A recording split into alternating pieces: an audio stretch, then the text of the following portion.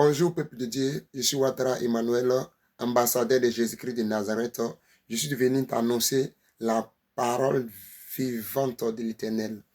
Il est écrit dans la parole de Dieu, dans le de 1 Jean 3,16, dit à tant aimer le monde qu'il a donné son Fils unique, afin que quiconque croit en lui ne périsse point, mais qu'il ait la vie éternelle. Mais le constat est que plusieurs ne croient pas en lui. Alors de là où tu es, annonce l'évangile et proclame l'évangile, dis à ta famille, à tes connaissances, même aux inconnus, dans le monde favorable ou défavorable, annonce-leur que Christ est venu afin de nous délivrer de nos iniquités et de l'iniquité de nos pères, afin de nous délivrer de nos péchés, afin que nous ne perdions pas notre âme après la mort. Parce que j'ai l'impression que les gens pensent que après la mort, tout est fini. Or, ce n'est pas le cas. Après la mort, c'est là même que notre vie commence.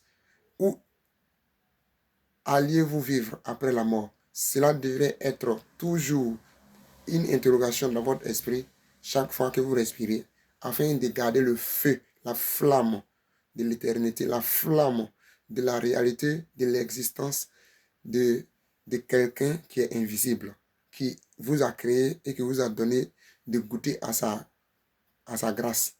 Alors ne faites pas de cette grâce comme une futilité. Je voudrais vraiment encourager quelqu'un à annoncer l'évangile dans le moment favorable ou défavorable, de dire que l'Éternel est le véritable Dieu et qu'il a envoyé son Fils Jésus-Christ de Nazareth, afin que par lui seul, nous soyons sauvés. Il n'y a pas un autre Dieu qui peut sauver. C'est Jésus de Nazareth qui peut sauver. Réunions les dieux terrestres, réunions les dieux de nos familles, les dieux de nos maisons, car ces dieux-là sont des vrais points de scandale, afin que nous soyons en affaire.